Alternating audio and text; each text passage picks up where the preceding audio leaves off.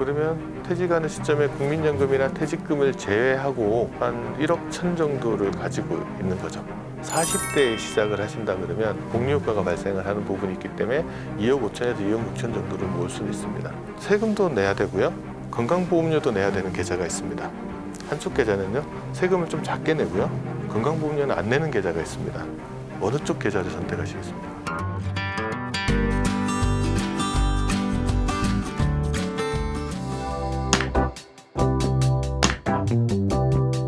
전 세대한테 다 도움이 될 수 있을 것 같은데, 투자라는 것들은 이제 어떤 상품에 투자하는지도 되게 중요하고요. 어디에 투자하는지도 되게 중요한데, 그것만큼이나 중요한 게 뭐냐면 어디서 투자하느냐가 상당히 중요할 수 있습니다. 그래서 대표적으로 아까 은퇴자들의 지출 항목 중에서 비소비 지출 항목을 이야기하면서 제가 건강보험료나 세금 이야기를 했잖아요. 건강보험료나 세금을 줄일 수 있는 곳이라면 그곳에 먼저 투자하는 게 되게 좋은 방법이죠. 그러면 이제 투자의 목적들이 나올 텐데, 50대 분들 입장에서는 노후자금 마련하는 게 되게 중요하다 보면 노후자금을 마련할 수 있는 최적의 투자 장소는 어디냐, 은퇴자산이 서식할 곳은 어디냐라고 보면 연금저축하고 IRP인 것 같습니다. 연금저축이나 IRP를 합쳐서 한 해 1,800만 원까지 저축할 수 있는데, 저축 금액에 대해서 900만 원 정도까지는 세액공제 혜택을 받을 수 있습니다. 그러면 세액공제 받는 범위까지만 저축한다 그러면 한 달에 75만 원 정도를 적립을 하면 1년에 900만 원 정도가 되거죠. 그럼 이제 50세가 되는 시점에 만약에 저축을 시작하면 10년 동안 60세가 될 때까지 하면 원금이 9천만 원 정도 되죠. 수익률이 뭐 좀 많이 내면 좋겠지만 정기예금 정도 수익률 해서 한 3% 정도 내면 그 금액이 한 1억 정도 될 겁니다. 그럼 900만 원을 저축할 때 한 해에 뭐 소득에 따라 차이가 나지만 한 5,500만 원보다 급여가 많으신 분은 한 13.2% 정도 세액공제 받으면 900만 원에 13.2%면 한 118만 원 정도 돌려받거든요. 10년 동안 118만 원 돌려받은 거를 따로 또 모아두시면 그게 한 1,100만 원 정도 되잖아요. 그러면 퇴직하는 시점에 국민연금이나 퇴직금을 제외하고 한 1억 1천 정도를 가지고 있는 거죠. 물론 뭐 여력이 안 되면 저축 금액을 좀 줄일 수도 있겠지만 가능하면 그렇게 해보자는 거죠. 이거를 만약에 조금 일찍 시작해서 40대에 시작을 하신다 그러면 복리효과가 발생을 하는 부분이 있기 때문에 2억 5천에서 2억 6천 정도를 모을 수는 있습니다. 그러면 은퇴 시점에 그 돈을 가지고 있는 사람하고 가지고 있지 않은 사람은 상당히 차이가 날 수 있죠. 그리고 또 이제 ISA 계좌 같은 것들은, ISA는 1년에 2천만 원까지 최대 저축을 할 수 있고, 최대 뭐 다 저축하면 2천만 원씩 5년에서 한 1억 정도까지 들어갈 수 있는 계좌인데, 이 계좌의 장점은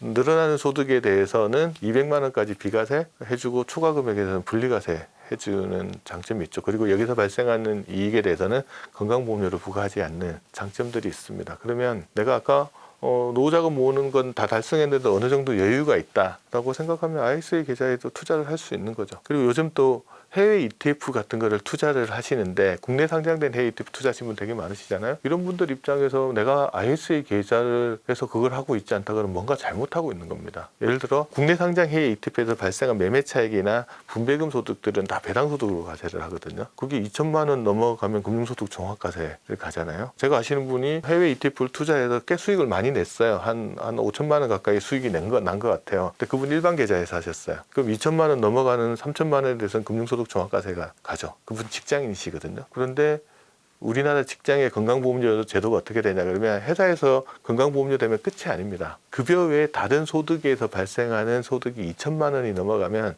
초과 금액에 또 건강보험료를 부과합니다. 건보료가 한 8% 가까이 되거든요. 이분은 생각지도 않게 이듬해 5천만 원 소득단 이듬해 5월 달에 종합소득세 신고하고, 종합소득세 신고한 자료가 그해 11월에는 건강보험공단에 가 있으면 건보료가 그해 11월부터 그 다음에 10월 달까지 그 소득에 대한 건보료가 또 내게끔 되는 문제들이 발생을 합니다. 그런데 이분이 계좌를 잘 선택해서 연금저축이나 IRP나 아니면 ISA 계좌에서 그렇게 하셨다 그러면 운용수익에 대한 부분들, 늘어난 소득에 대한 부분들을 인출할 때 비과세 또는 분리과세 혜택들을 충분히 받으실 수 있었을 거예요. 그럼 건강보험료 걱정도 하지도 않아도 되고요.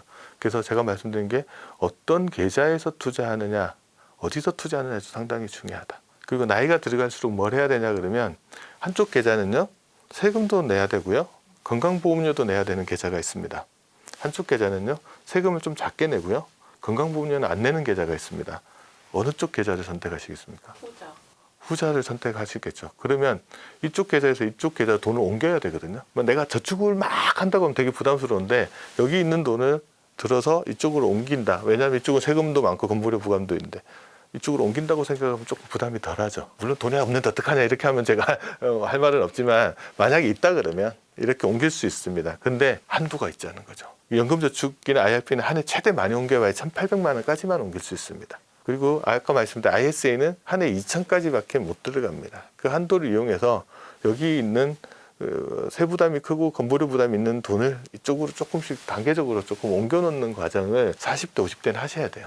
미리 해서 그 계좌에 돈을 쌓아 놓는다, 옮겨 놓는다. 그럼 조금 부담이 조금 덜하죠. 그러니까 내가 좀 합리적으로 옮겨 놓는구나. 그리고 이제 은퇴 후에서는 연금저축이나 IRP 쪽에서 돈을 꺼내 쓴다. 그리고 ISA 계좌에는 아까 2천만 원씩 최대 1억 들어간다 그랬잖아요. 요거 3년 지나면 비과세 혜택 보면서 해지할 수 있거든요. 해지한 돈은 다시 어떻게 할 수 있냐? 해지한 만기에서 해지한 수령한 자금은 연금저축이나 IRP 계좌로 전액 다 이체할 수 있습니다. 이 경우에는 무슨 혜택이 있는데 이체한 금액의 10%를 또 세액공제를 추가를 해줍니다. 한도는 300만 원까지. 그러니까 만기 금액이 3천만 원만 넘으면 10%면 300만 원 넘잖아요. 그거 세액공제 받을 수 있거든요. 그러면 의무가입 기간이 3년이니까 3년 단위로 이렇게 다시 옮기는 전략들을 소위 말하는 요즘 말로 이걸 뭐 풍차 돌리기 뭐 이런 이야기를 하는데 ISA 계좌를 3년 단위로 키워서 다시 연금저축 계좌로 옮기는 작업들을 조금 해서 제가 제안 드리는 거는 세금 많이 내고 건강보험료 많이 내는 쪽에서 세금 덜 내고 건강보험료 좀 적게 내는 쪽으로 돈을 조금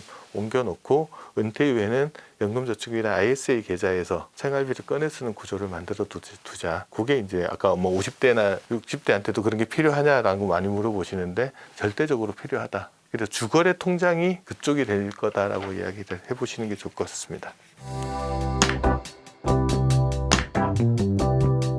이제 은퇴 후에 소득이 없으니 소득을 대신할 재원 중의 하나로 이제 월배당 ETF 같은 것들을 많이 투자하는데 뭐 투자 대상 뭐 어디에 투자 월배당 ETF도 종류가 되게 많거든요. 뭐 일반 주식에 투자하는 것도 있고 채권에 하는 것도 있고 요즘 제일 많이 하는 게 커버드 콜 ETF라고 해서 주식 기초 자산이 있고 그다음에 콜옵션을 매도하는 형태에서 수익이 나는 형태의 자산들이 있는데 일단 제일 먼저 확인할 거는 내가 지금 투자하고 있는 대상이 뭐냐 1번 확인하셔야 됩니다. 그리고 수익 구조를 반드시 확인해야 되죠.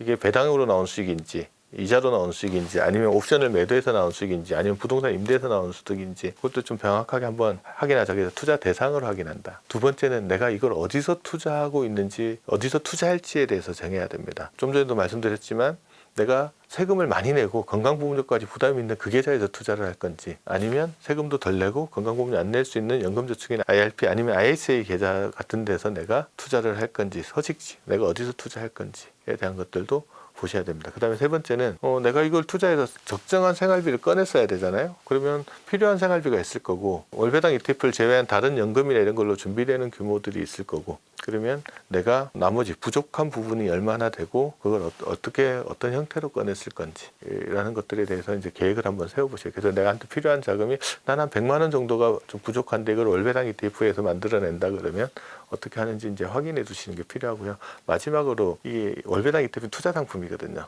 그 분배금이라는 거는 투자 상품은 분배금의 크기도 변동되고 투자 자산의 크기도 변동될 수 있습니다. 분명히. 그래서 전적으로 거기에만 의존하면 그 생활비가 들쑥날쑥하게끔 될 수도 있기 때문에 그런 변동성이 있는 거라는 것들도 분명히 염두에 두고 인출 계획들을 세우실 필요가 있으실 것 같습니다. 제 나이 또래 되신 분, 지금 40대 후반, 50대, 지금 60대 정도 되시는 분들 중에 상당수가 정신보험이라는 것들에 가입하신 분들 꽤 있으실 거예요. 한창 저만 해도 한창 사회생활 할 때 뭐가 유행했냐면 가족사랑 정신 뭐 이래서 내가 죽으면 우리 가족의 생계는 누가 책임질까 이런 이슈들이 있고 그거를 보완해 줄 수 있는 재원으로 이제 종신보험을 가입하신 분들이 꽤 많이 있으십니다. 그런데 이제 시대가 지나고 나서 나이가 들어가다 보니까 이제 무슨 문제가 생기냐 종신보험 죽어서 돈이 나오는 거거든요.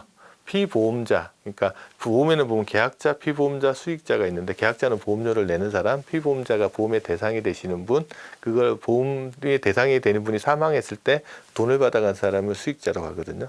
피보험자가 사망했을 때 돈이 나오는 겁니다. 근데 내가 계약자이자 피보험자로 되어 있으면 내가 사망할 때까지는 아무런 현금 흐름이 발생하지 않잖아요. 근데 지금 내가 당장 노후생활비가 부족한데 죽어서 돈을 물려주는 게 의미가 있나? 이런 생각을 하시는 분이 분명히 있을 수도 있습니다. 그래서 그 사망보험금을 좀 유동화시킬 수 있는 방법들이 뭐가 없을까라는 생각들을 했고, 그 뭐 최근에 나왔는 상품 중에는 그거를 전환할 수 있는 옵션 자체가 붙어서 나오는 상품들이 있었어요. 그러니까 사망보험금에나 또는 해약환급금을 이제 유동화시켜서 연금처럼 수령하는 방법들이 있는데, 그거를 이제 제도화시켜서 만들겠다는 게 이제 사망보험금 유동화 제도라고 보시면 될 것 같아요. 그래서 사망보험금을 생전에 연금 형태로 수령하는 형태의 상품이다. 이게 이제 올 10월 달부터 뭐 시행을 한다고 하는데, 내용을 제가 보니까 이제 사망보험금의 한 90% 이내에서 본인 인출 금액을 선택할 수 있게끔 되고, 최소한 자기가 낸 보험료보다는 많이 좀 찾았을 수 있게끔 하는 겁니다. 대신 이제 금리 확정형 상품만 가능하고요. 보험료가 완납돼 있는 상품들, 계약 기간이 뭐 10년 이상이고 납입 기간이 한 10년 이상 된 종신보험인 경우에 이제 55세 이후에 할 수 있는 방법들이 생겨날 거니까, 뭐 관련된 건 10월 달 지나고 나면 이제 가입하고 있는 회사나 이런 데서 세부적인 사항들을 한번 문의를 해보시면 될 것 같아요. 사망보험금을 연금으로 받을 경우에 주의해야 할 점이 따로 있을까요? 어차피 미리 꺼내 쓰는 거니까 이 부분에 대해서 체크해야 될 거는 연금 수령액이 얼마나 되는지 보시면 될 것 같고요. 그 다음에 이제 일부 과세 논란이 있을 수 있습니다. 그러니까 이게 원래는 종신보험금으로 받았을 때는 비과세인데, 이게 찾아서면 저축성 보험처럼 되어버릴 수가 있거든요. 그러면 저축성 보험에 대해서는 월납인 경우에는 뭐 월 150만 원 넘어가면 그게 비과세 조건을 못 갖추게 되는 경우들이 생겨서 일부 과세될 소지들도 있기 때문에, 반드시 연금을 개시하기 전에 보험사랑 상담을 하셔서 과세 부분들을 명확하게 해놓으신 다음에 과세되는 거냐 안 되는 건지 확인하시고 나서 이제 처리를 하는 게 좋으실 것 같습니다.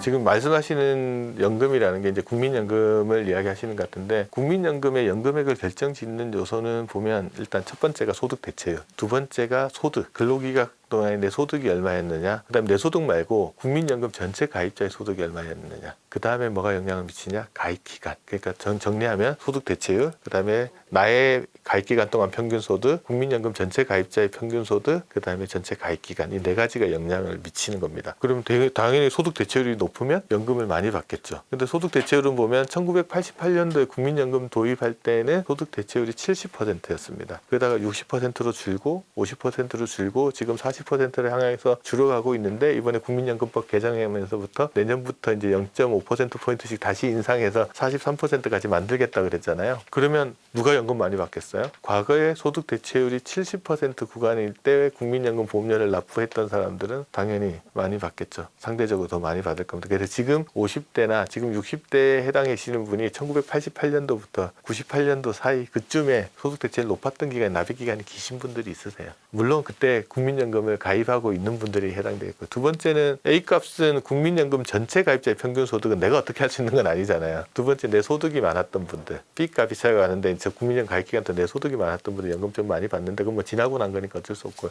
영향을 미친 거는 중요한 이제 가입 기간입니다. 예를 들면 국민연금은 가입기간을 20년을 기준으로 했을 때 기본연금이 100이 나오게끔 만들어 놨다고 치면, 그 100 기준으로 했을 때 가입기간이 평균 1년 늘어날 때마다 연금액이 5% 정도씩 늘어나게끔 구조화돼 있어요. 물론 소득이 많으신 분은 좀 작게 늘어나고요, 소득이 적으신 분은 좀 더 많이 늘어나는 구조로 돼 있긴 합니다. 근데 가입기간이 길면 당연히 연금을 더 받을 수 있다. 그러면 전략적으로 이제 연금을 더 받으려면 어떻게 되냐, 가입기간을 늘리는 방법이 있죠. 대표적으로 전업주부 같은 경우들은 임의 가입을 해서 가입기간을 늘리고요, 과거에 안 냈던 보험료가 있으면 나중에라도 내는 추후납부 제도를 활용해서 가입기간을 늘리거나, 아니면 60세 이후에도 연금을 개시하기 전까지 한 2, 3년 정도를 추가로 더 납부를 하면서 임의 계속 가입을 해서 늘리는 방법들도 있고요. 요즘 이제 남자분들이 많이 하는 거는 뭐냐라고 하면은 군복무 기간에 대한 추후 납부를 하시는 분들이 있으세요. 1988년도에 국민연금 생긴 이후에 군대 복무하신 분들은 자기 군대 복무한 기간 있잖아요. 예를 들면 2년, 뭐 1년 8개월, 저 같은 경우는 단기 사병한 분은 18개월. 이 18개월치 보험료를 납부하면 가입기간이 18개월이 늘어나는 거예요. 그렇게 해서 연금을 더 받을 수 있는 구조가 되거든요. 물론 보험료 부담스럽겠죠. 하지만 연금액이 더 많이 늘어난다고 한번 해볼 수 있는 방법인데, 일단 그거 궁금하신 분은 국민연금공단에 확인하시면 됩니다. 그래서 뭘 물어보셔야 되냐, 내가 군복무 기간이 몇 개월인데 한꺼번에 낸다면 보험료가 얼마나 되냐, 그럼 이거 내면 연금액이 얼마나 늘어나냐? 그럼 판단하실 수 있죠. 그리고 언제 내가 추후 납부를 할 건지도 고민해 보셔야 됩니다. 소득이 많으신 분은 추후 납부 보험료를 그해 소득에서 공제를 받을 수 있거든요. 예를 들어 소득세율 구간이 되게 높은 해에 추후 납부를 하는 게 유리하다고 생각하시는 분도 있어요. 올해 뭐 보너스 되게 많이 받아서 소득세율 구간이 상당히 높아졌다. 그러면 그때 추후 납부를 하시면 소득 공제를 받으면 효과가 있을 수 있죠. 어떤 분은 추후 납부 보험료를 산정하는 방식이 추후 납부하는 시기에 보험료 곱하기 추후 납부 기간이거든요. 그러면 소득이 많을 때 하면 보험료가 많아지죠. 물론 그만큼 연금액도 늘어나겠지만 부담스러울 수 있잖아요. 어떤 분은 퇴직하고 나서 임의 가입을 한 다음에 보험료를 최소화시킨 다음에 그때 내가 추후 납부하겠다. 이것도 전략일 수도 있습니다. 물론 이제 뭐 보험료가 줄어든 만큼의 연금액이 늘어나는 부분은 작아지겠지만 그래도 가입 기간이 늘어나는 효과가 있으니까. 그래서 자기한테 맞는 전략들을 한번 고민하셔서 연금의 가입 기간을 늘리는 것들도 이제 좋은 방법이니까 그것들을 이제 고민을 합니다. 그래서 이제 전체적으로 작게 받고 많이 받는 분의 차이는 소득 대체율 높은 기간에 가입 기간이 있냐 없냐라는 차이가 있고 전반적으로 제일 큰 차이는 가입 기간이 얼마나 기냐 짧으냐 그게 영향을 미치는 것 같습니다. 내가 필요한 자금이 500인데 이 500을 어떤 식으로 메울 수 있는지에 대해서 점검을 해봐야 됩니다. 그러고 나서 이제 두 번째로 점검해야 될 거는 퇴직하고 나서 공적연금을 수령할 때까지 소득 공백 기간이 분명히 있거든요. 이 공백 기간을 뭘로 버틸지에 대한 고민도 해봐야 되죠. 대표적으로는 퇴직금은 퇴직하고 나서 55세 이후에 연금으로 수령할 수 있습니다.